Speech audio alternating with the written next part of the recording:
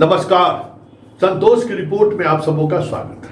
और आज हम संतोष की रिपोर्ट में बात अशोक चौधरी के उस सफाई की करने जा रहे हैं, जिस सफाई के दौरान ऐसा लग रहा था कि अशोक चौधरी प्रशांत किशोर के द्वारा उठाए गए सवालों का जवाब देने के बजाय वो कबूल कर रहे हैं। ऐसा लग रहा था कि ये सफाई नामा नहीं, कबूलनामा है। जी हाँ, उनके चेहरे का तनाव, उनके बात रखने का नजरिया, हर चीज कह रहा था कि यह आदमी बहुत अंदर से घबराया हुआ है। देखिए सवाल क्या था और जवाब वो क्या दे रहे हैं, यह बड़ा सवाल है। यह अलग बात है कि हमारे वहां जितने मीडिया बंधु हमारे मौजूद थे, उन्होंने क्रॉस सवाल करने के बजाय अशोक चौधरी को जाने की इजाजत दी। 1-1.5 मिनट का उनका रिएक्शन है, मतलब जवाब है। उन जवाबों के दौरान किसी मीडिया वाले ने क्रॉस क्वेश्चन नहीं किया, जबकि प्रशांत किशोर ने काफी कुछ ऐसा मटेरियल उनको दिया था कि जिसके सहारे वो क्रॉस क्वेश्चन कर सकते थे। अब देखना यही है कि इस सफाई पर जदयू की तरफ से क्या प्रतिक्रिया आती है। वैसे पत्रकार दीर्घा में भी ये चर्चा सरेआम होने लगी है कि अशोक चौधरी की ये सफाई एक बेमानी है। तो जरा पहले हम प्रशांत किशोर का उस प्रेस कॉन्फ्रेंस का वो हिस्सा सुना देते हैं, जिस हिस्से में उन्होंने अशोक चौधरी पर आरोप क्या लगाया था और आज उन्होंने उस आरोप पर सफाई क्या दी है, वो भी सुनाते हैं। पहले लेकिन सुनिए प्रशांत किशोर ने क्या इन पर आरोप लगाया था, जरा सुनिए फिर से। पीए थे दत्त साहब, योगेंद्र दत्त, नाम याद रखिए। अशोक चौधरी के पीए योगेंद्र दत्त 2019 में, जरा कागज निकालिए, 2019 में अशोक चौधरी जी ने 34 लाख रुपया में योगेंद्र दत्त के नाम पर विक्रम में 1 एकड़ जमीन, करीब 1 एकड़ जमीन, 0.7 एकड़, 23 कट्ठा जमीन इन्होंने खरीदा। 76 डिसमिल जमीन है, जो 23-23.25 कट्ठा होता है, करीब 0.7 एकड़।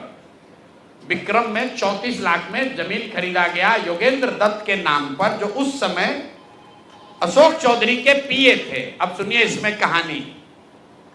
2 बरस के बाद दत्त साहब ने वो जमीन ट्रांसफर रजिस्ट्री कर दिया अशोक चौधरी के बेटी और अभी के सांसद सांभवी चौधरी के नाम पर 34 लाख रुपया में। इसका डीड है, ये डीड आपको जारी करेंगे, आप देख लीजिएगा। इसी बीच इनकी बेटी चुनाव लड़ने चली गई, तो इनकम टैक्स ने इनको नोटिस किया कि भाई आपकी जो प्रॉपर्टी है वो 34 लाख की है और बैंक में आप सिर्फ 10 लाख रुपया दिखा रहे हैं, बाकी का पैसा कहां?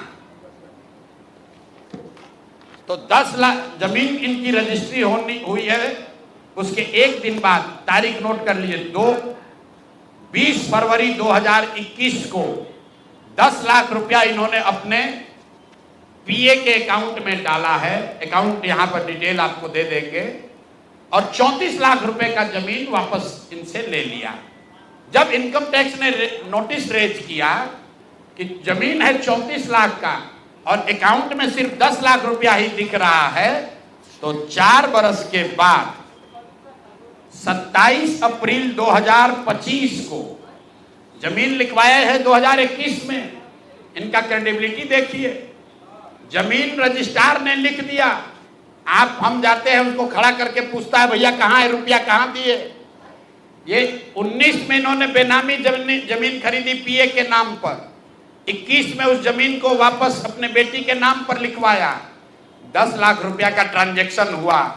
जब इनकम टैक्स ने नोटिस रेज किया तो भाई साहब ने जान बचाने के लिए 27 अप्रैल 2025 को, मतलब बेटी के एमपी बनने के बाद 25 लाख रुपया दत्त को, मिस्टर दत्त को फिर इन्होंने बैंक से ट्रांसफर किया। तो मैं आपके जरिए अशोक चौधरी जी, जो अपने आप को महादेव का भक्त बताते हैं, हमको तो लक्ष्मी के ही भक्त ज्यादा दिखते हैं, महादेव के भक्त नहीं हैं, ये लक्ष्मी के भक्त हैं। अगर आपने 34 लाख रुपए की जमीन अपने पीए से अपने बेटी के नाम पर खरीदी तो उसका भुगतान क्यों नहीं किया? 10 लाख ही क्यों भुगतान किया? और अगर आप कहते हैं कि 10 लाख ही भुगतान तय हुआ था, तो फिर बाद में 25 लाख रुपया 3 बरस के बाद इनकम टैक्स के नोटिस आने के बाद क्यों किया? कि पिछले 2 वर्षों में जब अशोक चौधरी की बेटी की सगाई हो गई, तो सगाई से शादी के बीच में 38 करोड़ रुपए की जमीन पटना में खरीदी गई है। टोटल 38 करोड़ 44 लाख 40 हजार इतने रुपए का तो चेक से पेमेंट हुआ है।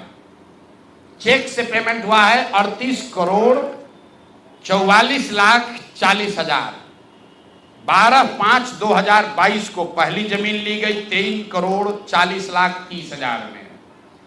12/5/2022 को एक दूसरी जमीन ली गई जिसकी कीमत है 8 करोड़ 89 लाख 70 हजार। 8 दिन के बाद 20 मई 2022 को फिर एक तीसरी जमीन ली गई जिसका वैल्यू है 3 करोड़ 44 लाख 41 हजार। फिर 2 महीने के बाद 14 अप्रैल 2022 को जमीन खरीदी गई 7 करोड़ 20 लाख का। फिर 4 दिन के बाद 18 जुलाई 2022 को जमीन खरीदा गया 15 करोड़ 50 लाख का। और ये सारी जमीन इंगेजमेंट और शादी के बीच के डेट है, उतना ही आपको बता रहे हैं। और ये सारी जमीन का मालिक आपने सुन लिया। प्रशांत किशोर ने सीधे तौर पर जो आरोप लगाया उसमें 2 बिंदु था।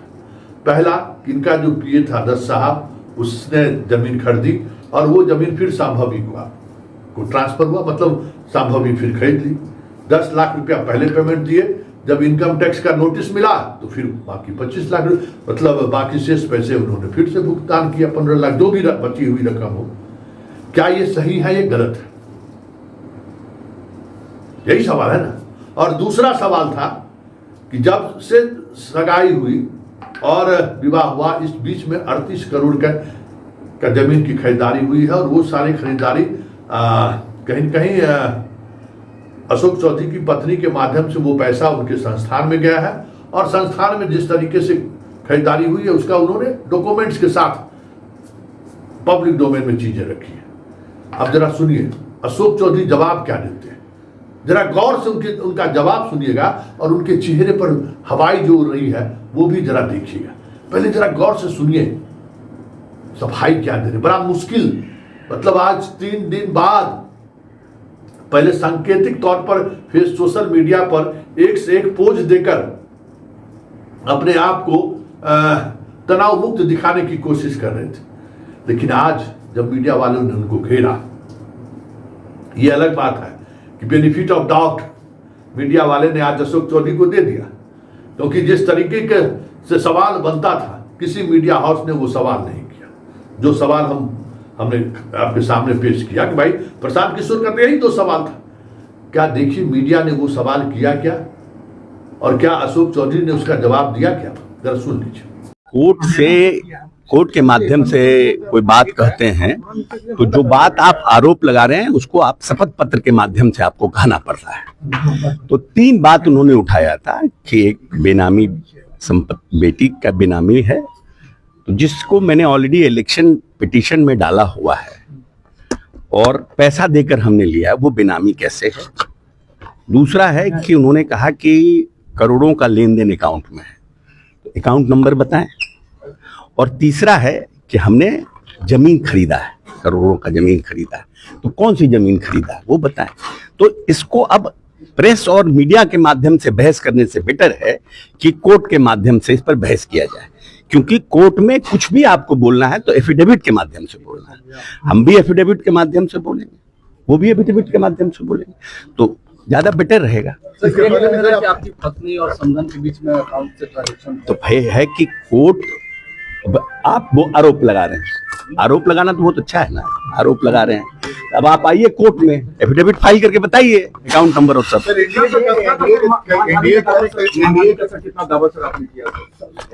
वो तो सब छप गया अखबार में, तो आज पूछ रहे हैं। सर, एनडीए के 4-5 प्रमुख नेताओं पर प्रशांत किशोर ने आरोप लगाया, ये वजह क्या सकता है एनडीए के नेता पर लगातार? देखिए, ये हिट एंड रन है, तो जब तक कि आप आरोप को सत्यापित नहीं करिएगा, आरोप लगा दिए, आरोप सत्यापित करिए। वैसे तो हम बहुत कुछ बोल सकते हैं, उसका क्या अर्थ है जब तक उस पर सत्यापित नहीं करते हैं। तो अब तो मीडिया के माध्यम से, प्रेस कॉन्फ्रेंस के माध्यम से बेटर है कि अब एफिडेविट के माध्यम से आइए। आप भी एफिडेविट फाइल कीजिए, हम भी एफिडेविट फाइल करेंगे। सुन लिए, दूर दूर तक आप ये कहते हैं कि कोर्ट में हम लोग जो है सो आप साक्ष्य दीजिए, कोर्ट में साक्ष्य दीजिए। तो ये कोई मानहानि के मुकदमे में साक्ष्य क्या होता है भाई? साक्ष्य पर डिबेट होता है। अरे मानहानि का मुकदमा, कोई आपको केस किया है घोटाला का, कि साक्ष्य प्रस्तुत करेगा? और अगर क्या साक्ष्य प्रस्तुत, अगर साक्ष्य प्रस्तुत करेगा तो मानहानि का केस आपका डिसमिस हो जाएगा। आप कोर्ट में जो करने जा रहे हैं, आपका अपना इकोनॉमिक ऑफेंस है, साइबर थाना है, जहां ऑलरेडी इस तरीके के मसले पर केस हो सकता है। कोर्ट में क्या रखा है भाई? कोर्ट में तो बरसों बरस चलेगा। वो पहले आप बयान दीजिएगा, आपका केस एडमिट होगा, बयान दीजिएगा, कॉन्ग्लिजेंस होगा, उस कॉन्ग्लिजेंस के खिलाफ लोग हाई कोर्ट, सुप्रीम कोर्ट लोग जाएगा, वहां कहां जस्टिस मिलेगा आपको? अगर जस्ट वाकई में आपके साथ गड़बड़ी हुई तो जाइए साइबर थाना में केस कीजिए। भाई आपकी प्रतिष्ठा हनन किया और 100 करोड़ आपकी कीमत नहीं है, आप कितना रिटर्न फाइल करते हैं, आपकी वो सब कुछ भी देखा जाता है आपके मानहानि के मुकदमों को लेकर। लेकिन सवाल वो नहीं है। सवाल यह है कि प्रशांत किशोर ने कट टू कट आपसे सवाल किया था और आप सवाल का जवाब देते हुए बच रहे थे, जैसे लग रहा था कि आप खुद अपराध बोध में ग्रसित हो, या फिर आपको लग रहा था कि मेरी चुनाव में साक्ष्य क्या होता है भाई? साक्ष्य पर डिबेट होता है। अरे मानहानि का मुकदमा, कोई आपको केस किया है घोटाला का, कि साक्ष्य प्रस्तुत करेगा? और अगर क्या साक्ष्य प्रस्तुत, अगर साक्ष्य प्रस्तुत करेगा तो मानहानि का केस आपका डिसमिस हो जाएगा। आप कोर्ट में जो करने जा रहे हैं, आपका अपना इकोनॉमिक ऑफेंस है, साइबर थाना है, जहां ऑलरेडी इस तरीके के मसले पर केस हो सकता है। कोर्ट में क्या रखा है भाई? कोर्ट में तो बरसों बरस चलेगा। वो पहले आप बयान दीजिएगा, आपका केस एडमिट होगा, बयान दीजिएगा, कॉन्ग्लिजेंस होगा, उस कॉन्ग्लिजेंस के खिलाफ लोग हाई कोर्ट, सुप्रीम कोर्ट लोग जाएगा, वहां कहां जस्टिस मिलेगा आपको? अगर जस्ट वाकई में आपके साथ गड़बड़ी हुई तो जाइए साइबर थाना में केस कीजिए। भाई आपकी प्रतिष्ठा हनन किया और 100 करोड़ आपकी कीमत नहीं है, आप कितना रिटर्न फाइल करते हैं, आपकी वो सब कुछ भी देखा जाता है आपके मानहानि के मुकदमों को लेकर। लेकिन सवाल वो नहीं है। सवाल यह है कि प्रशांत किशोर ने कट टू कट आपसे सवाल किया था और आप सवाल का जवाब देते हुए बच रहे थे, जैसे लग रहा था कि आप खुद अपराध बोध में ग्रसित हो, या फिर आपको लग रहा था कि मेरी चोरी पकड़ी गई। मामला जो भी हो, इस पर हमारे वरिष्ठ पत्रकार अरुण पांडे जी से मैंने बात की कि ये जो सफाई आया है, कबूलनामा जो आया है, उसको आप किस नजरिए से देखते हैं? जरा आप सुनिए। पर कहाँ, हाँ बिल्कुल फैक्ट पर कहाँ बोल रहे हैं। भाई सवाल है कि उसके साथ जो अभी किशोर कुणाल के पुत्र उनके दामाद हैं, और वो जिस ट्रस्ट के बारे में कहा जा रहा है कि सगाई से लेके विवाह के हम संजोग है। देखिए किशोर कुणाल का जो एक इमेज रहा था, अब तो उनकी जिंदगी में ना, जब वो जिंदा थे तभी ये सारी संपत्ति खरीदी गई है उनकी पत्नी के नाम। अब एक अलग सवाल हो गया। ठीक है, प्रशांत किशोर ने कहा है कि अब वो ट्रस्ट के जो लोग जुड़े हैं, चाहे वो जीएलआर जो राज्य के गृह सचिव रहे हैं, रिटायर्ड IAS अधिकारी हैं, अभी तो लेखन से बड़ा उनकी प्रतिष्ठा मिल रही है, और खुद अभी जो वर्तमान चीफ सेक्रेटरी हैं उनकी माँ भी उसमें है, एक वन ऑफ द डायरेक्टर है उस ट्रस्ट की। तब तो सफाई की अपेक्षा की है प्रशांत किशोर ने कि आखिर ट्रस्ट को इतने कम दिन में इतने रुपए करोड़ कहाँ से आते रहे, कौन दे रहा था? तो ये सब कुछ हो, उनका सीधे आरोप था कि अशोक चौधरी की ये कमाई, काली कमाई सब जगह उन्होंने किया है। और अब तो जो बात वो बोल रहे हैं, अभी इस पर सीधा आरोप नहीं किया है, लेकिन वो बोल रहे हैं कि कहाँ विदेश में, ऑस्ट्रेलिया में कहाँ कहाँ धन निवेश हुआ है और किन किन। मुझे लगता है, सुन लिए, तो ये स्थिति है। अब देखना होगा कि नीतीश कुमार क्या करते हैं, जदयू क्या करती है, क्योंकि इन्होंने सफाई नहीं दिया है।